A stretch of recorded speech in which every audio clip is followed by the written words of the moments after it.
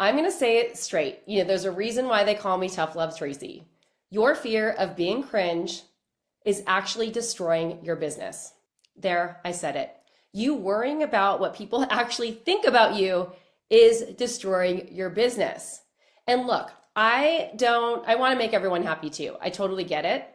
Let me explain a little bit about what this opportunity is going to do for you when you step out of the fear of being judged and step into building your iconic brand and a cult following around that.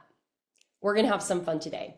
Welcome to Creatives Rule the World. Hey there, I'm Tracy Matthews. I am the host of the show today. I'm also the founder of the iconic brand. We're going to be sharing a little bit more about that. As someone who's been leading creatives for years into their wealthiest era, I am so excited to be here today to talk about something that has been on my mind for a long time, and I've been holding back. I have to be honest, I've been holding back. Because here's the thing, when you are so tapped in to a vision for you of what's next, or this bigger, expansive playing field that you want to play on, but you are playing small, well, guess what? You are going to be so vanilla that no one even knows who you are, and you're going to be invisible to the people that actually need the transformation that you have to provide.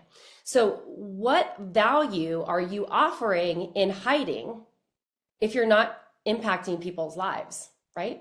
If you're playing small, if you're afraid to sell, all of these things. What value are you actually bringing to the world? I'm going to call out something that some people are not going to like hearing this. And I can say this because I've worked with thousands of creatives over the years, over 10,000 at this point, probably more than that when we think about our smaller products and things that we've sold. The brands that build a cult following act in spite of fear. They show up and say the thing that they want to say, even when they are afraid, even when they think people might judge them, even when people do judge them, they keep showing up. Go figure. You know why? Because they understand how their art, how their impact, how their message, the transformation that they provide, if you're a coach or a service provider, actually changes people's lives. And buying into that vision of what it is that they have to offer is the guiding light or the North Star that moves them forward, even in spite of feeling cringe. There, I said it. So I want to share a little story before I dive in. And I'm going to be looking at my notes, and I took my glasses off because they've been reflecting with the lights here. So if you're watching this in video format, I might be squinting a little bit more than usual. Put the font on really big. I feel like one of those really old people right now. Many, many years ago, we used to host all these free boot camps in January. The Jewelry Brand Makeover Boot Camp and several different iterations of that over the years. And one of the things that we would always get, we would fill the boot camp with thousands of people. We'd have anywhere from like 3,000. One year we got 8,000 people joining the boot camp. It was like insane.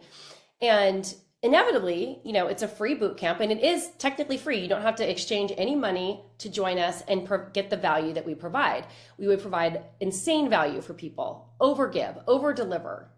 And inevitably, towards the end, people would be like, oh my gosh, they're selling something. And the market's much savvier now, so people know that when they join a low ticket offer or something else, that they're probably going to be pitched at the end. And I love it when people sell to me. You know why? Because I learn so much about sales when people sell to me, and I learn about how something works on me and gets me to actually take an action, and then I take a note of it. And I also notice when something's not for me. And so this one boot camp, someone was like, I can't believe they're selling, blah, blah, blah, blah, blah. And I saw it in the chat, and I just like called it out immediately. And I was like, okay, for anyone who has an issue being sold to, you need to listen to this right now. If you get cringy about people selling to you, what's happening in your bank account right now? What is happening in your bank account right now? Because if you are afraid to put yourself out there and you don't like being sold to, and it feels awkward and weird, and you have not fully embraced the energy of sales, then how do you expect anyone to buy anything from you? I'm just calling it like it is. This is the truth. I know that people think that I am very salesy and I have a lot of transformation to provide to people. I have thousands and thousands of testimonials over the years of how my programs and the things that I have done have changed people's lives in one way, shape, or form. Some of them has been a huge internal transformation, like my client Shirley. She, within 9 months working with me in my close proximity container, literally opened up her dream store when she started, was barely even able to pay the bills. She was like, I don't know how I'm going to do this, but I'm going to figure it out. And I'm committed to making the investment, and I'm going to go. I'm going to do it. And it made no sense. She lives in South Africa. You've probably heard me talk about her a few times. The exchange rate is like 20 times the dollar. She's paying 20 times more than most people would. But she was committed, and the transformation happened so quickly. And one of the things that I want to mention to you right now is that if you are unwilling to show up and sell, and also maybe even at a certain point invest in yourself if you need training on something and someone to guide you through a transformation, don't expect anything to change for you. And it's totally fine if that's what you want to do, but just don't call what you have a business. Call it a hobby where you sell some things. And that's totally fine. There's nothing wrong with that at all. Nothing wrong with it. And let's call a spade of what it is. And I made a strong commitment to myself this year, because for the past couple of years, I've been in this people-pleasing mode, very indecisive on what I want to do, and, trying to be everything to everyone. And it has actually taken a toll on my health and my energy and my confidence, even, because I was not clear. And so I made a commitment to myself to be so committed to my vision that it was okay if people didn't want to come along with me to the next phase. And earlier this year, we launched an AI tool called Desire AI. And whether you love or hate AI as a creative, that's your prerogative. And I saw a need for people, especially people in the jewelry industry. And we're going to be expanding this to a multi-tenant offer, where it's a long story. But anyway, we're going to have different types of businesses that we can support with this tool. I saw this huge gap in the market. Like, I see so many people being invisible in the jewelry space because they don't know what to say or do. They feel awkward. They don't have the time to spend an hour writing a caption. They're spending so much time writing product descriptions or trying to get things uploaded to Shopify and photographing their jewelry and all of these things. What if there was something that could actually speed that up like 10x and make things go so much faster for them? And that was my vision for it. And I've gotten a lot of flack from people inside of my community, and that's totally fine. Like, they don't have to come along. That's totally fine. And I respect their decision. And the people who adopted the tool are like, their minds are blown. And so I know that it's what I have to offer is not going to be for everyone, and that's okay, right? But I am not going to be afraid to share with people the transformation that my game-changing tool, Desire AI, is here to do for the jewelry and product world. And, I have people even in other industries reaching out, like, my friend from many, many years ago is like, tell me more about Desire AI. I just launched a candle company. I think I could really use it. And the reasoning behind this is because, I had this vision, and I'm an innovator. I'm a visionary. My number one top strength is futuristic, which is vision. Like, I see the future of where things are going, and I did not want to be left behind. So I created something that would help bring the jewelry industry along with that. And so sometimes when you are so committed to your vision, you're going to lose people along the way, and even people that you expected to be with you for a very long time. And this has happened to me more than once. And, I am sharing this with you because for anyone who's afraid of actually like being fully embodied in what it is that they're here to do and create and show up in the world, then just know that it's okay if everyone doesn't come along the ride with you, because they might not. And that's okay. It's okay. So I wanted to talk a little bit more about what it means to really embody your vision and what it looks like when you're playing small. So the side effects of this. So one of the things that kind of comes up is that you post stuff, or you're not really saying what you want to say, or the energy behind the work that you're doing is just like you're shrinking behind it. You have a vision of something that you want to do, but you're afraid to share it with people, right? I'm going to share a really powerful story with you in a minute. You water down your message so no one is offended or their feathers aren't ruffled. And I see this a lot happening with people who are worried about hurting family members or saying something that their family members might not agree with. Trust me, I've been there. I came from a huge Catholic family, and I'm sure some of the things that I've said on the internet have not been aligned with their beliefs about me and what I should be saying. And also, on the other side of that, I know that in order for me to change people's lives, I have to show up unapologetically in my mission, in my vision, in my values, and what I'm here to share. And also in the evolution of who I am, because you are creative. If you think that staying the same forever is actually creative, then you need to rewire your brain, because the whole idea about being creative is that you evolve and you change and you come up with new ideas. And so if you have a physical product line, if you look at your body of work from the beginning of when you started to 20, 30 years later, it has evolved. It's different. Because if you just stayed the same, you would not have a business, because people want new and fresh and things that are coming in that change their lives, right? So one of the things that I really want to drive home here is that you showing up and you being embodied in your vision is the one thing that's going to change people's lives.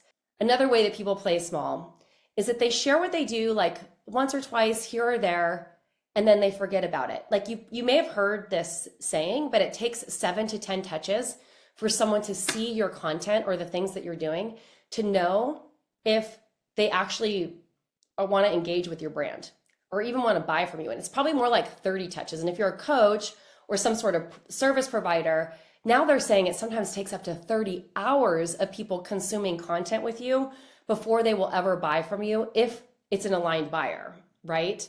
So now more than ever, being visible is the most important thing that we can do, right? And this is the work that we're doing in the breakthrough. So you might have heard my little message at the beginning of this podcast.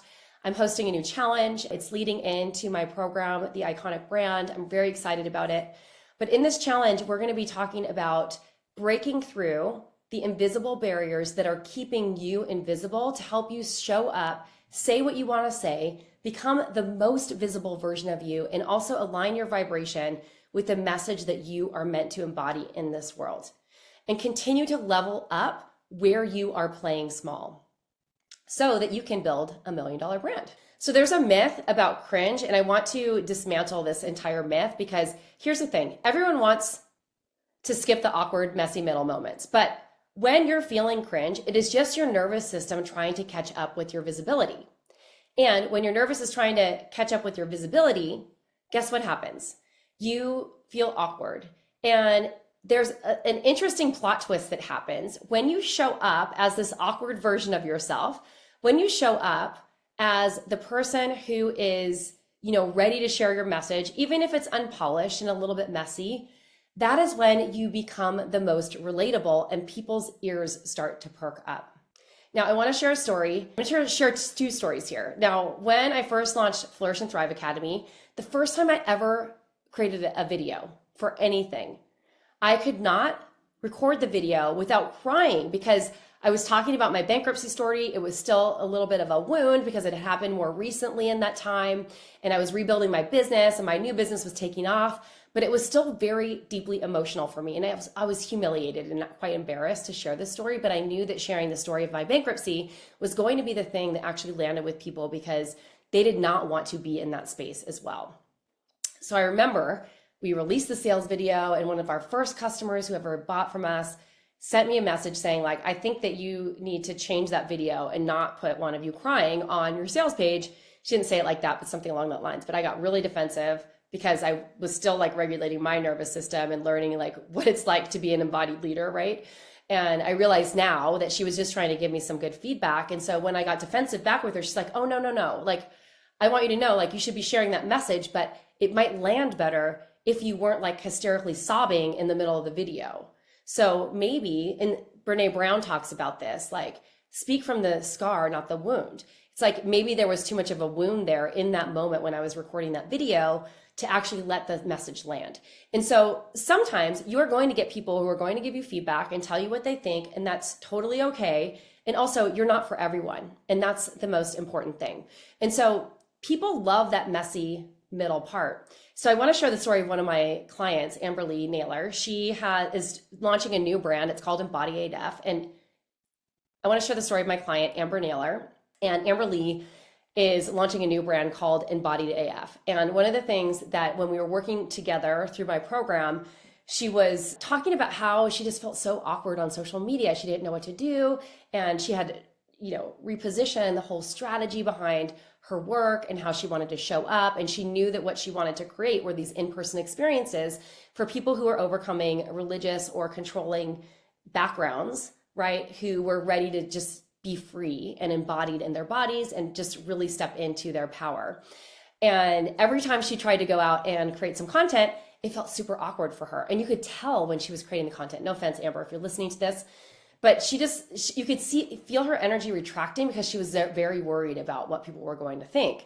Well, she had this massive shift recently, and she's like, you know what, F it. I'm just going to put my stuff out there. I don't even care. I'm just going to do it awkward. I'm going to call it out that it's awkward, and I'm just going to do it.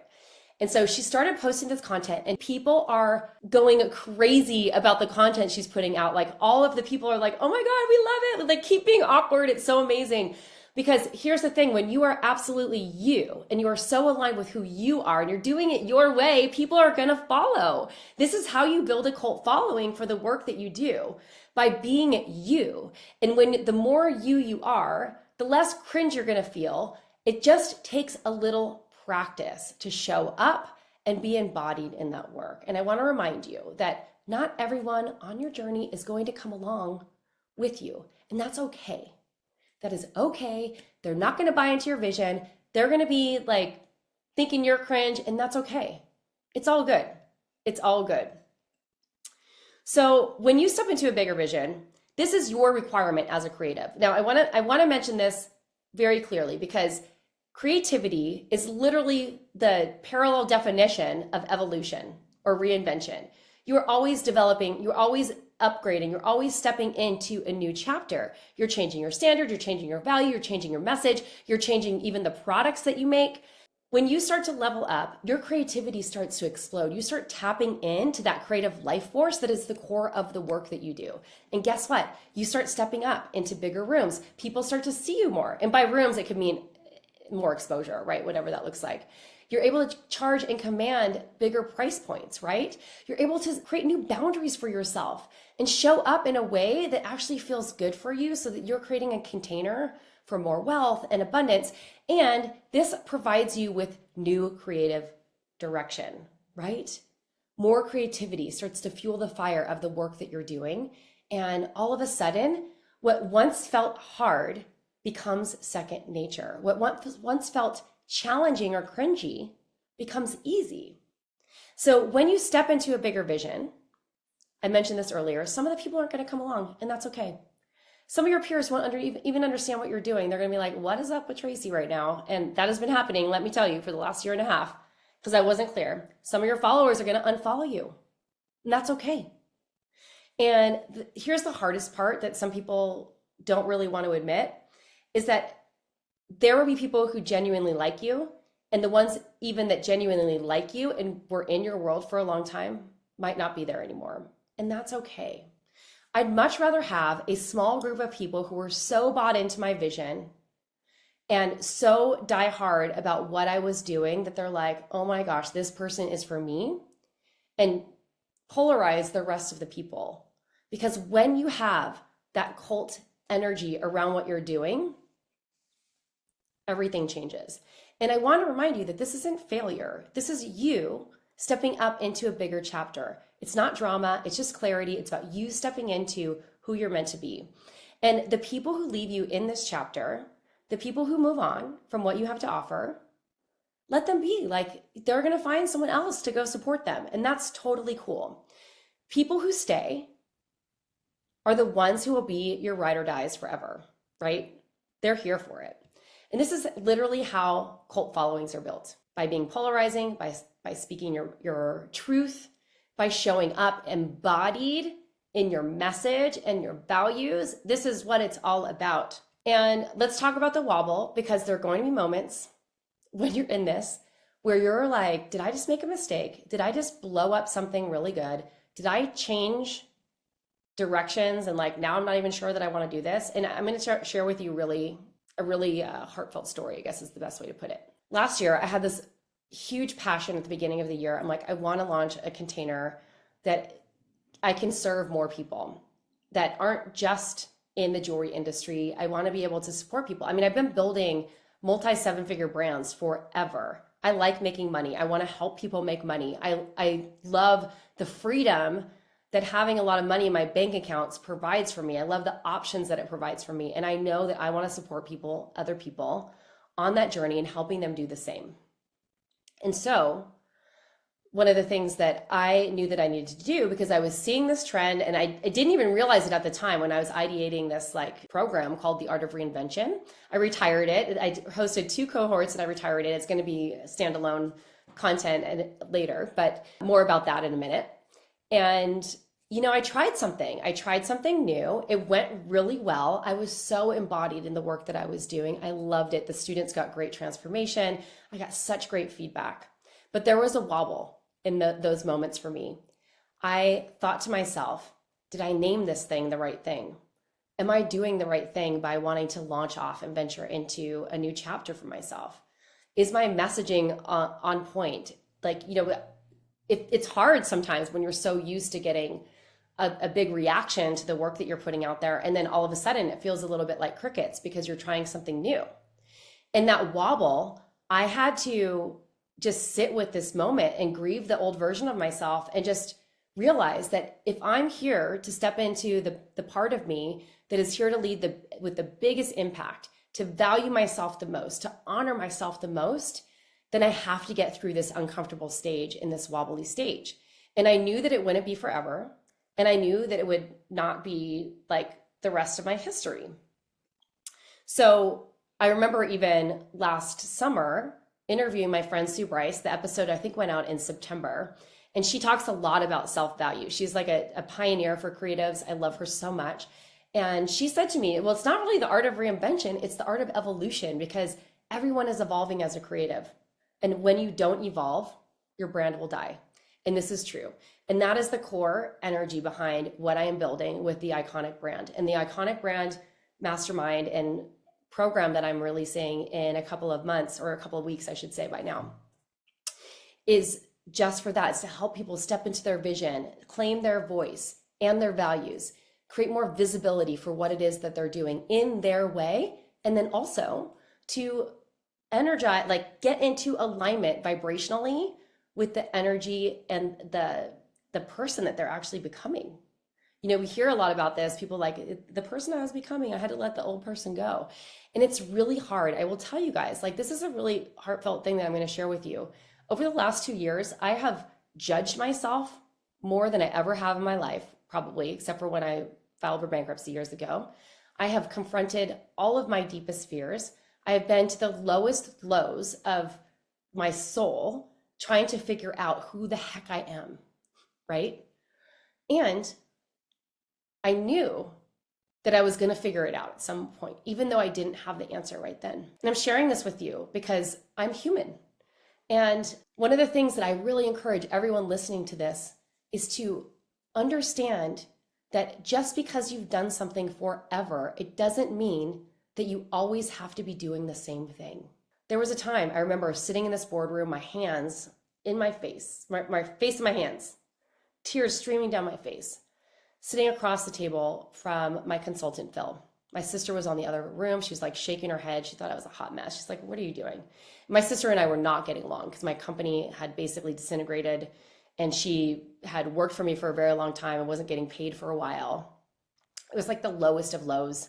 I was having to make the decision, what do I do with my business? Like the market had already crashed and I didn't know. I was losing my identity. I was losing myself. Like I didn't know who I was anymore. And I remember Phil saying to me, he was a great storyteller. He spoke messages in like biblical sayings. And although like at the time, like the religious messages weren't totally landing, like I understood like what he was trying. I mean, actually the messages were very landing, even though I wasn't like a reader of the Bible, but I understood it because, when people can tell powerful stories and show you a transformation on the other side, you can see that in yourself and what's possible. And I remember him saying to you, it's like, just because you decided to do this one thing doesn't define who you are forever.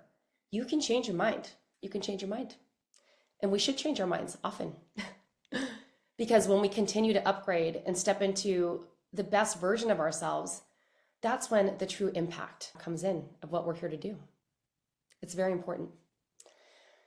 And it's okay if people fall away and they don't get it.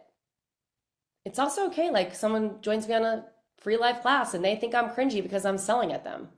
And, I even set this up. I'm hosting this challenge, the 21-day activation, the breakthrough, which is transformational.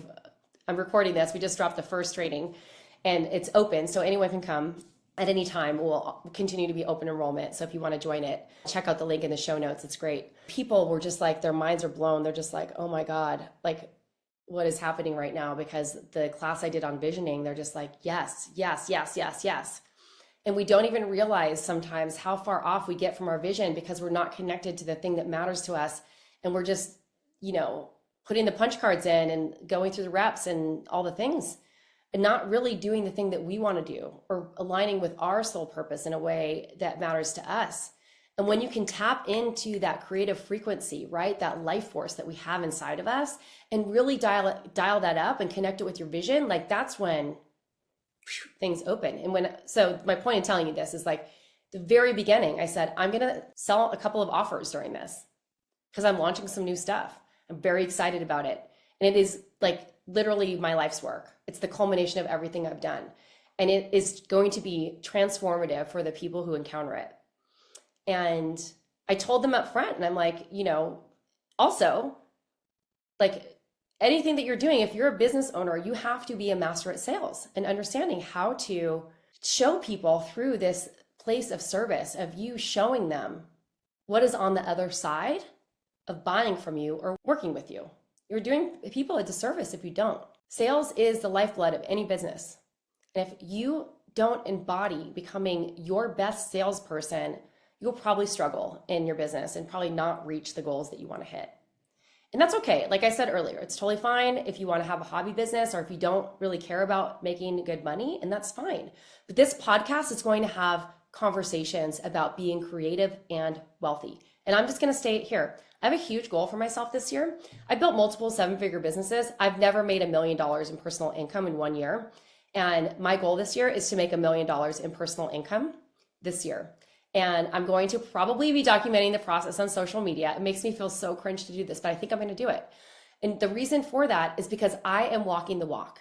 I am walking the talk. I am doing the thing that I am supporting people in. And I'm going to share people, one of the things that really I was holding myself back because I didn't like talking about numbers. I'm not going to be one of those coaches who's like, I had a $400,000, like I'm not going to be like that. Really, this is about me setting a goal for myself and being able to reach it through the impact that I'm providing for the world. And I always was walking a fine line over at Flourish and Thrive. I didn't want to talk about how the company was doing, how much money the company was making, because I knew in many of the artists' minds that I was serving over there that if they saw or heard what I was making, they would not understand the full scope of what it takes or the expenses that it costs to run that business. And so they would think that I was just like pocketing all this cash, which is not the case, right? I built a machine over there, and I say that because it was not an inexpensive business to run. I've learned a lot in the process of how to create more efficiency in a business. So now I'm building something that could potentially pay me $1 million a year. I'm very excited about it. It's fun. And so I want anyone who wants to share with me your personal income goal. Shoot me a DM on Instagram and tell me at I am Tracy Matthews, because I want to witness you. And I did a podcast like maybe 2-3 years ago with one of our former students, Twyla Dill. She worked with us for 3 years in one of my coaching programs called Momentum, which is going to be a similar but different, like higher level offer over at Iconic, but it's going to be a similar type of container where you'll be working, but primarily working with me, which I'm excited about. And Twyla was in this container, and she went through it for 3 years, which is a great retention. Having someone go through a program and stay with you for 3 years is incredible. And she got great transformation, great results. Her business continually grew through the years. She was very committed to investing in herself. That was like her jam. And I remember seeing her maybe the year after she had gone out of the program, she made a commitment to make $100,000 in 55 days. And she did it like 2 or 3 years in a row. And it was this challenge that she had for herself. And she documented the process publicly. And she did it again this year. And when she documented that process publicly, she even documented the process about how she wasn't even close to hitting the goal this time because the market's changed and the energy has changed around all of it. And so I really commend people who are so committed to their goals and they want to get their audience to buy in with them on that. And this is not about you being like, it's not about being like braggadocious about what you do. It's about enrolling people in the vision, right? Of what it is that you have to offer and taking them on that journey of what it looks like on your journey. Because I'm here to change people's lives, and I know that. I've known that since I was a little kid. It's taken me a while to fully embody this. Now I'm 54, I'm gonna be 55 this year, and I'm ready to go. I don't have a lot of my energetic years left. I wanna be fully embodied, and I wanna do the most and make the most impact that I possibly can in the next 5 years. And I'm going for it. I'm investing in myself. I'm investing in bigger rooms. I'm like investing like 10 grand in a speaker training weekend. And I'm so nervous about it. Not a training weekend, but like how to pitch yourself on bigger stages. I'm like so nervous about it. I do not feel ready.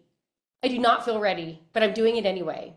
And so this is where I want you to understand that at any given level of your up level, playing a bigger game requires you to commit to yourself at a bigger level. And so the final thing that I want to talk about here, I think it's the final thing. This podcast is getting really long, but that's good. I hope you're still following me here. Because I want to talk about building a cult following, because a cult following doesn't mean that you're manipulating people or you're doing something shady or anything like that. What it means is that you are so polarizing in what you are sharing that the people either love you or they don't love you and dislike you. And they're like, you're probably gonna have some haters at that. And this really goes down to you being open to being fully seen, to being showing up with who you are, to being connected to the work that you're creating and really leading a founder-led brand. I'm going to be talking about this a lot lately because founder-led brands are the future. Founder-led brands are the future. And you're even seeing this in bigger brands. My friend Casey brought this, I was listening to her challenge recently, and she reminded me, think about Apple. Apple has never been the same since Steve Jobs left.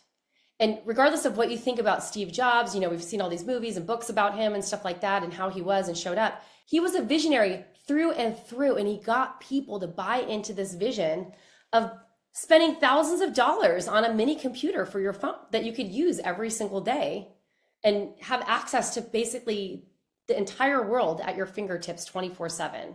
He had a game-changing vision, and I'm not even sure that the company has been, as amazing as it was since he's left, because he's a visionary. He was the founder leading a huge, massive corporation.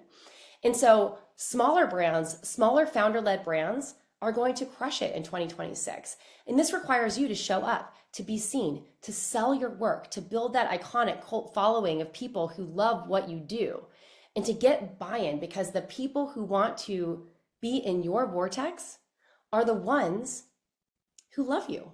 And there are some core tenets to building a cult following around an iconic founder-led brand. You need a clarity of vision. You need a vision that people buy into. You need to have a polarizing voice, a voice with values and things that you stand for that are gonna get people saying yes or no, right? You need consistent visibility. Visibility is sales. And when you learn how to soft sell in basically everything that you do, then people are just gonna flock into your world. This is not about you being like, buy from me, buy from me, buy from me. It's about you sharing the values of your brand and being visible. And then also the energy and the vibration and the frequency of you tapping into your creative life force and having that clear channel that you can access at any given time, right? This is what it's all about. And then finding a space in a community of people who are literally so tapped into that energy that they're just like, yes, I'm here with you. We are building these brands together. That's what it's all about. That is what it's all about. Iconic founder-led brands do something differently, and they are visible. All right. So I'm so excited that you're here today. Thank you so much for listening to this. And I just want you to take a few moments after this podcast, if it's like really landed or resonated with you, shoot me a DM on Instagram, take a screenshot right now, share the episode, tag me at I am Tracy Matthews. But also, if this is helpful, I would love for you to take out a pen and paper or do this later and notice any ways that you've been playing small in your life, or where you've been hiding, or where you're not sharing your vision. Where have you been playing not to lose instead of playing to win? Where have you been playing not to lose instead of playing to win? That's the big question. All right, my dears, thank you so much for listening to this episode today. I was trying to make this 20 to 30 minutes. I have a feeling it's probably like 50 minutes. I gotta see how long the recording is. Anyway, I love you so much. Thank you for being here. And if you want to join us for the breakthrough, make sure that you check out the link in the show notes. And eventually the iconic brand, depending on when you're listening to this, might be open, my mastermind soon. So I'm excited about it. If you want to learn more, please reach out to me. I love you so much. Mwah. Ciao for now.